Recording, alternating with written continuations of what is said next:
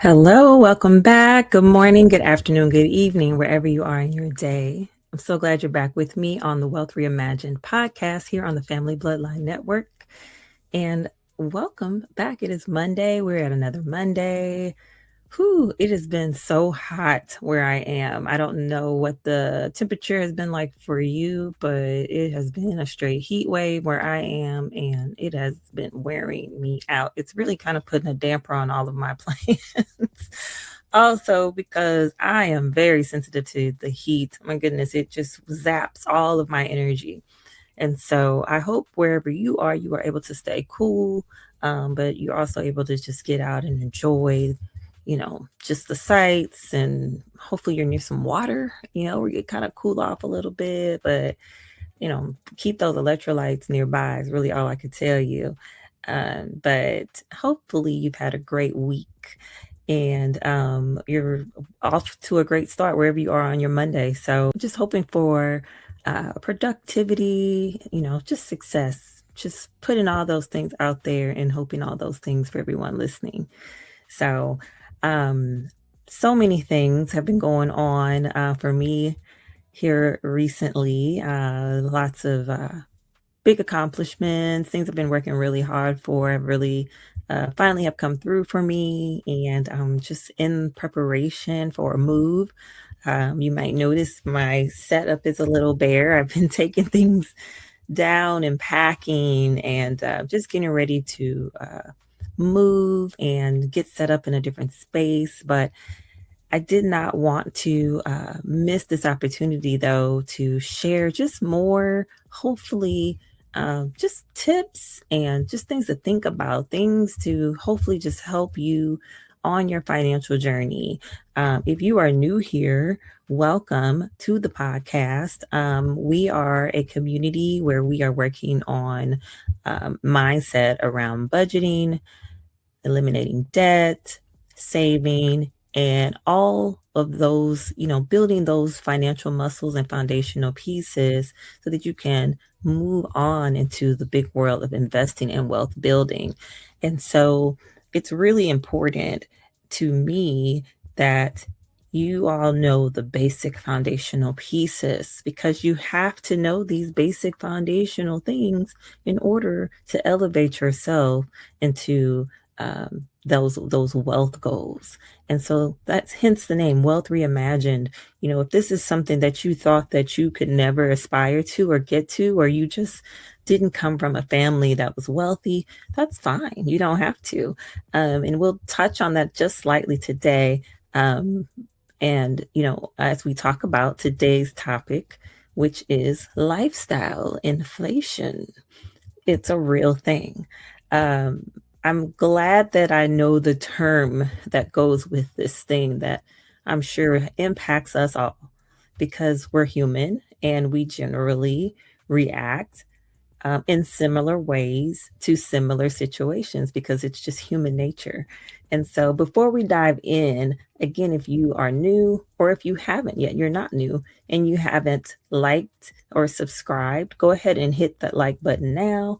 And subscribe to the channel so that you don't miss all the great content that's being put out there. It's a great network.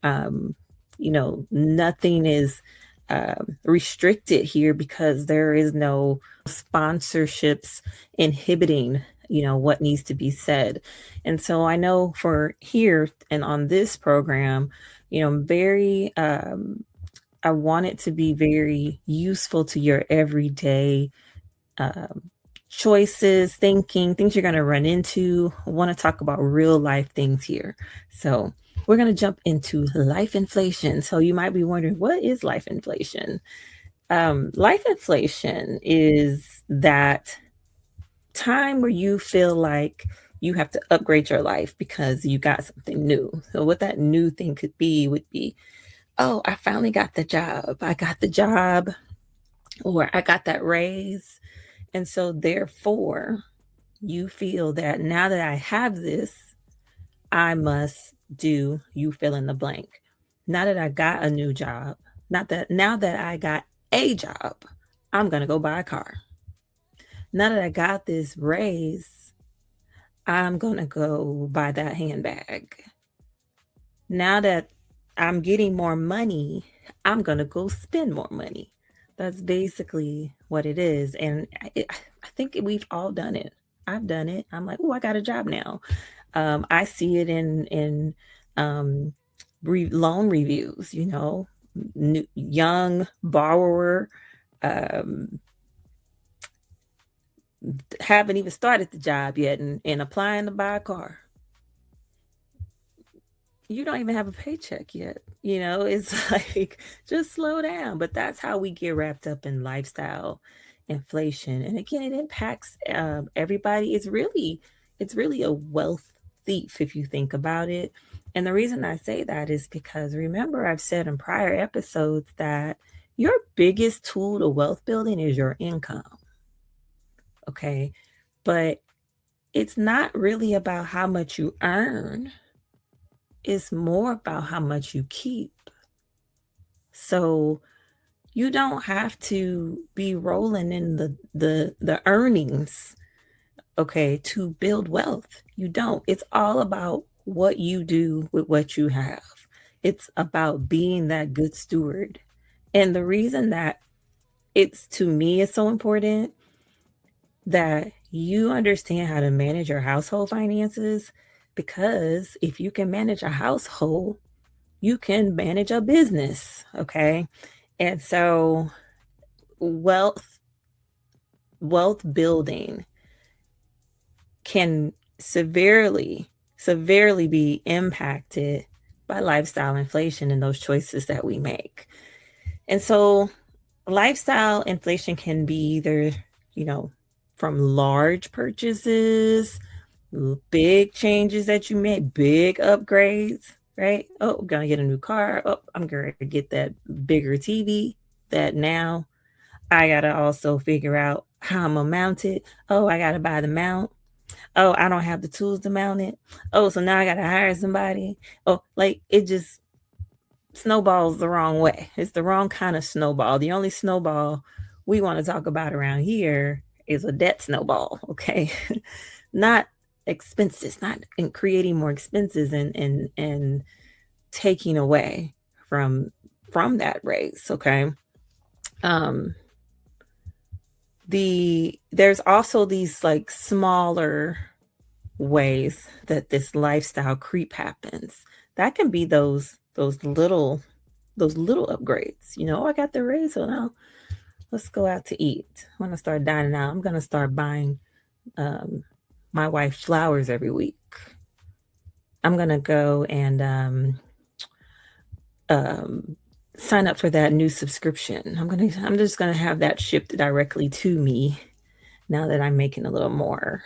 Those are like little small things that if you don't sit down and really think about the reality of your raise or the reality of your new job, a lot of times it's not as much as you think. Okay.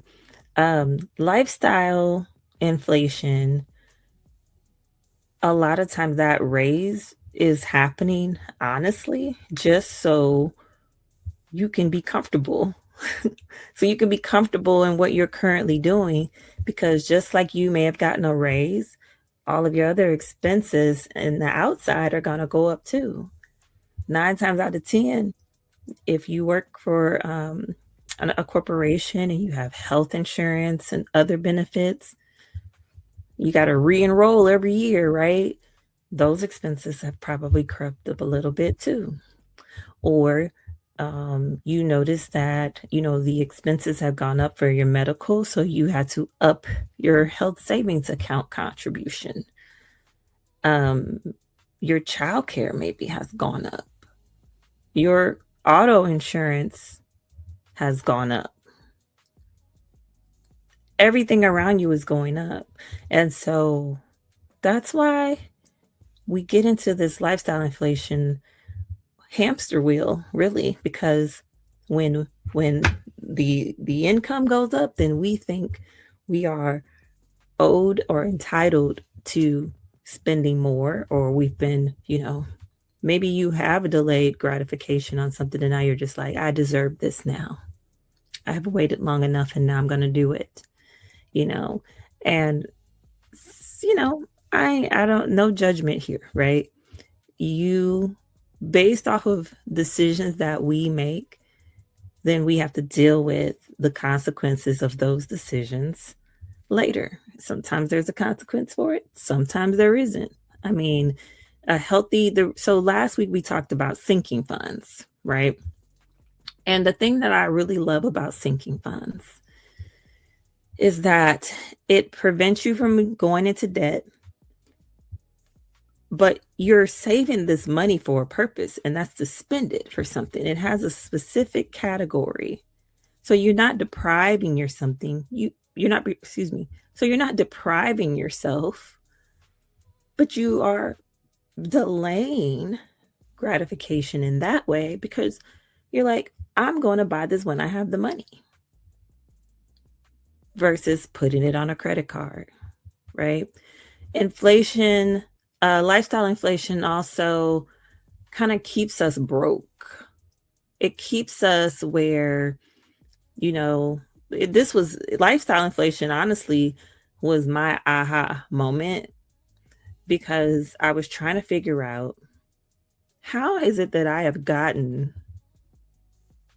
to this point and I'm making this much, but I'm still struggling. Why am I still struggling? And when I had that aha moment, that's when everything changed for me. So my situation was, I'm a single mom, and I'm doing my best to keep building and building and building, and I want to be able to give and provide and do all these things for my children. And, I remember when I was starting over from after my divorce, and all that I could afford was a 1-bedroom apartment, right? And as soon as I got, I did the lifestyle inflation thing. As soon as I got a raise, I got a 2-bedroom apartment, right? Oops, let me pause it. Then I got a 2-bedroom apartment, right? And I was able to, which then led to me having to buy bunk beds, right? Because in the 1-bedroom apartment, when I had my parenting time, when my daughters would be there, I would have them sleep in the bedroom. I would sleep in the living room, right? Then I was finally able to upgrade to a 2-bedroom apartment. But then when you upgrade, usually then there's more expenses, right? Then I had to get bunk beds, meaning then I had to buy mattresses, and, and of course the rent went up because it was more square footage. And then I remember probably getting another raise. So what did I do? I went and got a townhome to rent. I rented a townhome. And so then I needed more furniture because I had more square footage. And so you just we do that. We have more money, then we feel like we need to upgrade. And so you can avoid lifestyle creep and still enjoy your life. And it's all with things we've already been talking about. If you've been with me these last couple of months, we've already been talking about these things. Okay. And so a couple ways you can do that would be the first way, and it's kind of twofold. The first way would be practice gratitude and live below your means. Practicing gratitude, it just helps you already realize what you already have. And usually we already have everything we honestly need, but we get wrapped up. I talked about this last week too. We get wrapped up, or a week before, in comparing yourself to other people you either know, to people you don't know online, to your coworkers. All of my coworkers have this type of vehicle. They all have large SUVs. I have a sedan. I need to upgrade. I look like I'm not a part of this group or whatever it is. It's like, just be grateful you have a vehicle that goes from point A to point B every day. It's reliable. It gets you to work. It gets you home. It gets you to the grocery store. It gets you to your children's school events. Like, just be grateful.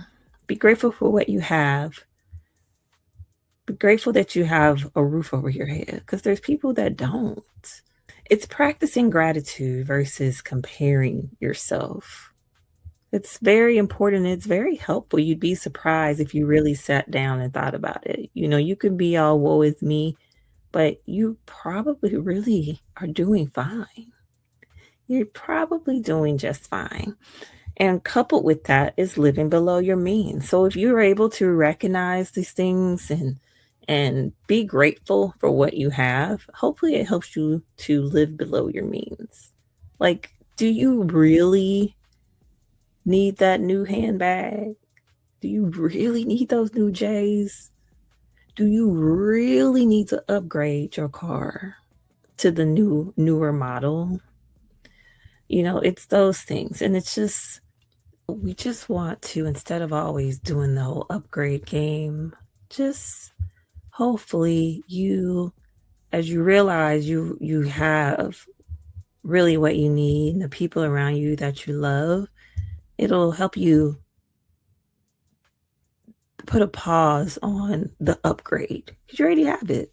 You already have it. And there's other things you could be doing with that extra money, because it's probably not as much as you think it is, right? It might have sounded like a lot when they gave you the big annual number, but if you just do the math and divide it by 12, it's probably not as much as you think. And once you factor in the higher cost of everything else around you.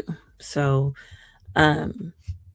just living below your means. And then the other thing, you might have heard me talk about a budget around here. You got to do a budget. Do it ahead of time. I always do mine ahead of time. Like, I'm told, okay, we're going to give you this much. Okay. Like, I'm literally probably doing divided by 12, like, why in the middle of the conversation? Because then I'm like, okay, that's really only an extra $300 a month. So extra $300 a month. What can I do with that? It's probably going to be less than $300 a month after I find out how much my insurance is going to be and how much will be coming out and how much I need to up my health savings account. It's probably really like an extra $100 a month when we get done, So sticking to a budget and tracking your spending, crucial. Non-negotiable, as I've been telling you. Having that budget is non-negotiable, and these are reasons why. Lifestyle inflation is a real thing. You heard that number and you're like, cool. I'm about to get another car. I'm trading this in. I'm trading this car in. And I'm getting another car. And we've all done it in some way. We've all done it some way. And so, there are some other things you can do. So think about this.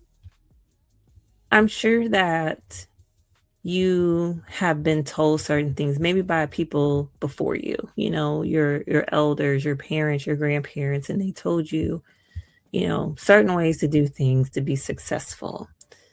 Well, the reality is a lot of those things have changed. Life has changed so much since our parents, our grandparents, times and dealings with things, so many technological advances and things like that.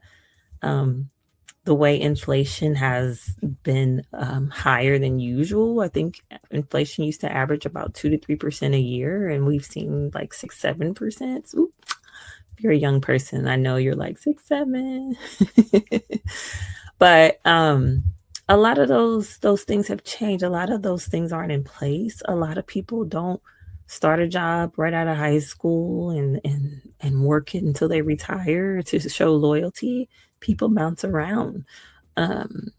a lot of employers don't offer the same like pension plans. Like our parents and grandparents had an opportunity to be a part of to help them save for retirement. Um, and it sounds like Social Security is a coin toss. Like, I don't know, are we gonna get it? Are we not gonna get it? I mean, it just so there's all these things that have changed. And there's so much that we have to take control of ourselves. And I really would encourage you to have a mindset like that anyway. Don't sit around and think someone's going to bail you out of a situation or be there to take care of you. You have to set yourself up for success. The government's not coming to help. The city's not coming to help.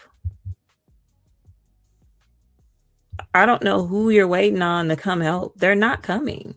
You have to be able to take care of yourself. You really do. You have to have things set up and in place to do those things for yourself. And so I'm thinking about retirement specifically because retirement is one of those things that, especially if you're a young listener, you think you have so much time. And life goes by so fast. It goes by so fast. You won't believe it. It sounds cliche, but you really won't believe how fast it goes. And so there are a couple of things that I think would be a better first step to do because life is all about balance. And I don't want you to have a scarcity mindset either, where you feel like, oh, I can't do anything and I can never enjoy it. You can do these things simultaneously, but you got to have a budget to do it so you'll know how and how much you can do. I don't want you to deprive yourself for long periods of time. You don't have to do that. You will have to make some adjustments, absolutely, to maybe some things that you are currently doing that you need to make some shifts on, but it should be temporary. It should be temporary because the whole point of this financial journey isn't set up to be so rigid that you can't be successful. There has to be a balance, but you could be working on paying off debt. You could be working on savings. You could be working on saving up for certain things that you need. All of this can be going on at the same time. Okay. So don't feel like, oh, I'll never be able to do that. Remember, I always say it's not about perfection, but it's about consistency. You have to be consistent. We're going to be doing, we talked about starting our Christmas sinking fund last week. And there's going to be, stay tuned for a video of us starting that and stuffing our first, whatever your first installment is or first deposit is to your Christmas sinking fund. Because we got to have Christmas funded. We're cash flowing Christmas this year. Okay. So a couple things I want you to consider doing first. When you get that raise or you get that new job, you're going to have to redo your budget, okay? You're going to first take that new figure, think about what your net could potentially be, an estimate of what your new net would be, whether you say new net biweekly paycheck or that new net monthly amount that you have coming in. Because the number they give you is gross. It's the gross number. It's not the net after taxes and expenses. So your net income, figure out what you have, and whatever is left, instead of looking at it as, ooh, I'm going to get that new subscription, look at it as, how much of this can I put in my savings? Right? How much of this can go in my savings account? It can be all of it or it could be a portion of it, right? Another thing you can do, and I probably should have done these in reverse order. I didn't do this for a long time, but now I'm like, oh, I should have been doing this. But I didn't know about inflation, lifestyle inflation. I didn't know about it. So you know better, you do better. So I'm telling you now. bump up your 401k contributions by 1%. I now have this automated for myself, where every year it automatically bumps me up to a percentage of contribution into my 401k. I don't have to think about it. I already know it's going to happen. I'm budgeting anyway all the time, so I know what I have going in and what each line item is for and what I need to stick to. And so I don't even miss it. I don't miss it. But I also don't miss it because I'm doing all the other things I'm sharing with you. I'm doing gratitude. I practice that. I avoid comparison. I'm not saying I never do it. We're human, right? But I avoid getting stuck in that trap. I avoid the social media trap of them showing me extravagant dining experiences and vacations and clothes and wardrobes and all that, because I have a bigger goal. I have a bigger goal. For me, it's about assets, not appearances. So I would rather bump up that 401k 1%. So yeah, that adds up, right? It started at 3, then it was 4, then it was 5, then it was 6. Wherever your employer's max, try to get to a point where you're at least at whatever their max is to match. That's a great goal to get to. If you can do more, that's even better. Young folks who don't have those responsibilities, those are things to do to build wealth. Versus, I got a new job, so I'm now getting ready to get an apartment. I got a new job, I'm going to get a new car. I got a new job, I'm going to get the latest model iPhone or whatever, So that's what it is. That's the topic. And, think about it. Have you done it? I know I certainly have. I would be surprised. I'm sure there's somebody listening that's like, no, I've never done that. I always do this. I always save. And even if you're that person, you're like the super saver, which I sometimes think I'm a super saver, but I'm not. I have like rebellious or revenge spending tendencies at times because I can lean too much to the savings sometime, and then I'm like, oh, but I need stuff.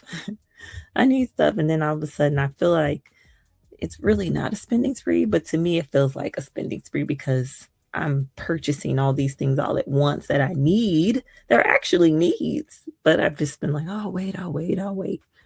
So yeah, but there might be someone out there that doesn't fall into that. And if you don't, kudos, and please comment and let me know what your secret is. So, but that's all I have. Again, I hope this topic was helpful.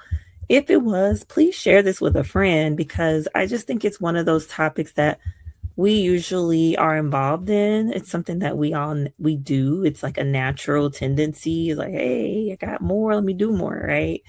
But really, it's a thief to your wealth building. It's a thief to your journey. And so it's really all about being very strategic and balanced and sticking to that budget. If you have not done your budget yet, what are you waiting for? What are you waiting for? That budget is such a game changer in your financial journey. And it's just so eye-opening at times. Sometimes you just got to face the music and see where you are, what you've been spending, and where you need to cut back. And so those are all really good habits to get into.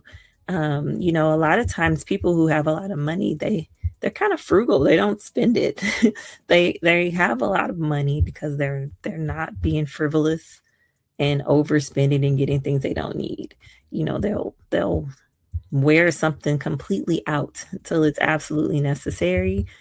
And so I think that's a topic for another time too, and just kind of our mindset around why it's so important to us maybe to have name brand and things that give us a false sense of value and worth. So just some things to think about. But we will jump into that another time. That's my time today. I thank you so much for joining me. Again, if you haven't done so yet, like and subscribe. But until next time, remember that being good with money is not about perfection. It's about being clear and being consistent. I'll talk to you guys next time. Have a great week.